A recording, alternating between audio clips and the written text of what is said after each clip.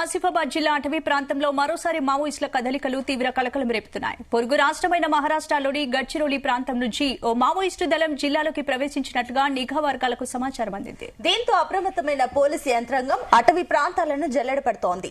ఆసిఫాబాద్ తిర్యాని మండలాల సరిహద్దు అటవీ ప్రాంతాల్లో మావోయిస్టులు సంచరిస్తున్నట్లు పక్కా సమాచారం అందడంతో గ్రే హౌండ్స్ బలగాలు రంగంలోకి దిగాయి. ఇక డోర్లీ పంగిటి ఆధారం అటవీ ప్రాంతంలో గాలింపు చర్యలు చేపట్టగా మావోయిస్టులకు సంబంధించిన కిట్ బ్యాగులు ఇతర సామాగ్రిని బలగాలు గుర్తించాయి. పోలీసుల రాకను గమనించిన దళ సభ్యులు దట్టమైన అడవుల్లోకి తప్పించుకున్నట్లుగా అనుమానిస్తున్నారు.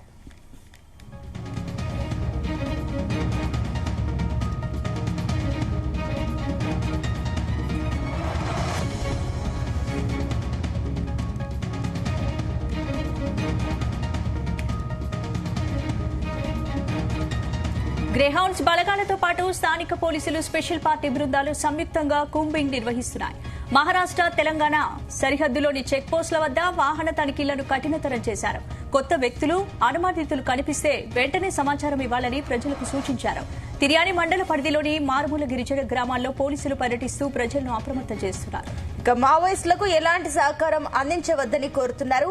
ఆపరేషన్ కగార్లో భాగంగా కేంద్ర ప్రభుత్వం నిర్దేశించుకున్న టార్గెట్ తరుణంలో సరిహద్దు ప్రాంతాల్లో ఎప్పుడైనా ఎదురుకాల్పులు జరిగే అవకాశం ఉందని స్థానిక ప్రజలు బిక్కుబిక్కుమంటూ కాలం గడుపుతున్నారు.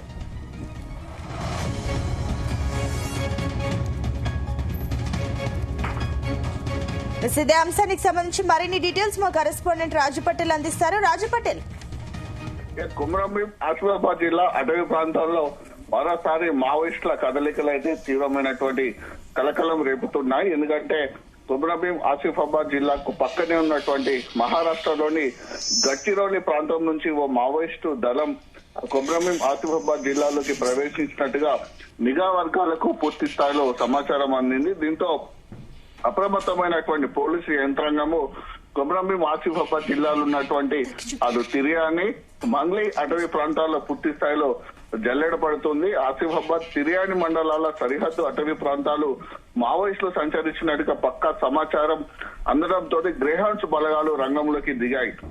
డోర్లీ పంగిడి మాధారం అటవీ ప్రాంతాల్లో గాలింపు చర్యలు చేపట్టగా మావోయిస్టులకు సంబంధించినటువంటి పలు కిట్ బ్యాగులు ఇతర సామాగ్రిని బలగాలు స్వాధీనం చేసుకున్నాయి. అయితే పోలీసుల రాకను గమనించినటువంటి దళ సభ్యులు దట్టమైన అడవిలోకి తప్పించున్నట్టుగా అనుమానిస్తున్నారు. ఎందుకంటే పంగేటి సోమారము తిర్యాని ఈ డోర్లీ ఈ అటవీ ప్రాంతం అంతా కూడా ఒకప్పుడు మావోయిస్టులకు కంచుకోట. అంటే రాష్ట్ర స్థాయి నేతలు చాలా వరకు కూడా ఇక్కడ కొన్ని నెలల పాటు షెల్టర్ ఏర్పాటు చేసుకొని ఉన్నట్టు, అంటే ఉమ్మడి ఆదిలాబాద్ జిల్లాలోనే సేఫెస్ట్ జోన్ ఇది తిర్యాని పంగిడి సోమారం యొక్క అటవీ ప్రాంతం మావోయిస్టులకు. అక్కడ చాలా సార్లు కూడా ఎన్నో సార్లు ఎన్కౌంటర్లు జరిగినప్పటికీ కూడా అక్కడ ఎలాంటి ప్రాణ నష్టం జరగకుండా మావోయిస్టులు అక్కడి నుంచి త్రుటిలో తప్పించుకున్నటువంటి ఘటనలు చాలా వరకు ఉన్నాయి. సో కాబట్టి పక్కన ఉన్నటువంటి మహారాష్ట్రలో సేఫ్ లేదు. అటు గడ్చిరోలి జిల్లాలో అంబుజ్మడు నారాయణపూర్ ప్రాంతాల్లో ఎన్కౌంటర్లు జరుగుతున్నాయి. కాబట్టి కొంతమంది దళ సభ్యులు దాదాపు 10 నుంచి 15 మంది వరకు కూడా ఇటువైపు వచ్చినట్టుగా కూడా సమాచారం ఉంది. సో ఆ ప్లేస్ నుంచి మరొకసారి కూడా గ్రేహౌండ్స్ దళాలకు చిక్కకుండా కూడా బలగాలు తప్పించుకున్నట్టు కూడా పోలీసులు అనుమానాలు వ్యక్తం చేస్తున్నారు. గ్రేహౌండ్స్ బలగాలతో పాటు స్థానిక పోలీసులు స్పెషల్ పార్టీ బృందాలు కూడా సంయుక్తంగా కూంబింగ్ నిర్వహిస్తున్నాయి. మహారాష్ట్ర తెలంగాణ సరిహద్దులోని చెక్ పోస్టుల వద్ద వాహనాలను కూడా తనిఖీలను కూడా కఠినతరం చేశారు. కొత్త వ్యక్తులు అనుమతులు ఎవరైనా కనిపిస్తే సమాచారం ఇవ్వాలని ప్రజలు కూడా సూచిస్తున్నారు. తిర్యాని మండల పరిధిలోని మారుమూల గిరిజన గ్రామాల్లో కూడా పోలీసులు అయితే పర్యటిస్తూ ప్రజల ఇళ్లలోకి వెళ్లి కూడా ఎప్పటికప్పుడు చెకింగ్ చేస్తున్నారు. మావోయిస్టులకు ఎలాంటి సహకారం అందించవద్దని కోరుతున్నారు. ఆపరేషన్ గగార్లో భాగంగా కేంద్ర ప్రభుత్వం నిర్దేశించుకున్నటువంటి టార్గెట్ సమీపిస్తున్నటువంటి తరుణంలో సరిహద్దు ప్రాంతాల్లో ఎప్పుడైనా కూడా ఎదురు కాల్పులు జరిగే అవకాశం ఉందని కూడా స్థానిక ప్రజలు బిక్కుబిక్కుమంటున్నటువంటి పరిస్థితి కనిపిస్తుంది.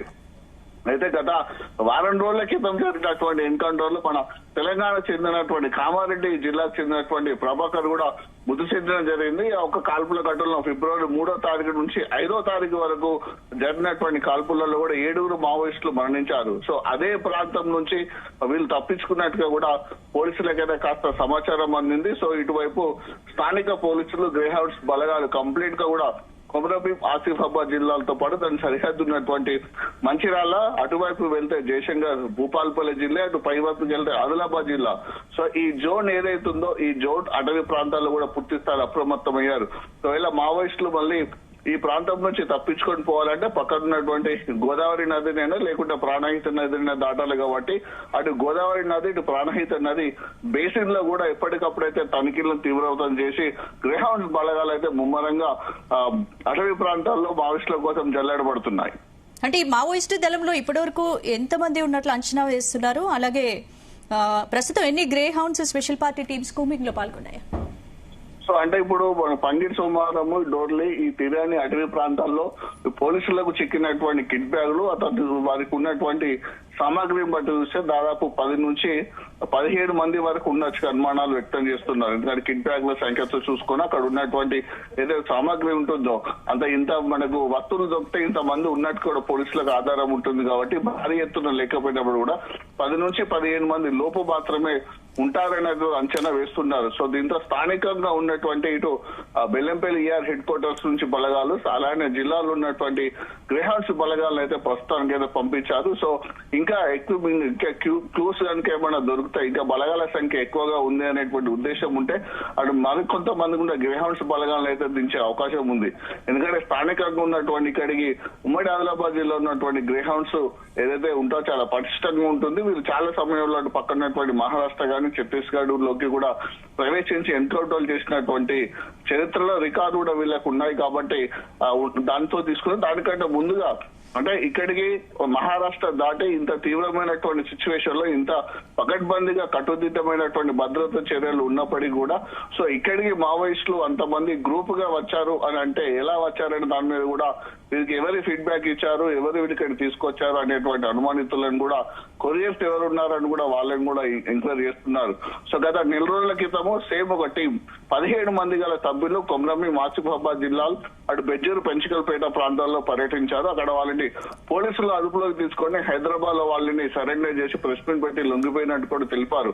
సో మరి ఈ వచ్చిన బలగాలు కూడా పోలీసులకు లొంగిపోవడానికి వచ్చాయా, లేకుంటే పోలీసులను ఎదుర్కోవడానికి వచ్చారా, లేకుంటే షెల్టర్ తీసుకొని ఉండడానికి వచ్చారా అనేది కూడా కాస్త సందేహాస్పదం ఉందని చెప్పవచ్చు. ఎందుకంటే గత 1 month బ్యాక్ కూడా సేమ్ ఇలాంటి ఒక టీం వచ్చింది. 17 మంది టీం వచ్చినటువంటి మావోయిస్టులు అందరూ కూడా అటు హైదరాబాద్ లో లొంగిపోయారు. డీజీపీ శివధర్ రెడ్డి ముందర లొంగిపోయారు. వాళ్ళు జనజీవన సమితిలో కలిశారు. సో అదే నేపథ్యంలో వీళ్ళు వచ్చారా, లేకుంటే ఎదురుకాల్పులు చేయడానికి వచ్చారా ఏంటనేది అయితే సందిగ్ధంగా ఉంది. కాస్త వారి కోసం అయితే పోలీసులు ఈ గ్రేహౌండ్స్ బలగాలు జాయింట్ ఆపరేషన్ చేస్తున్నాయి. Right, thank you Raj Patel.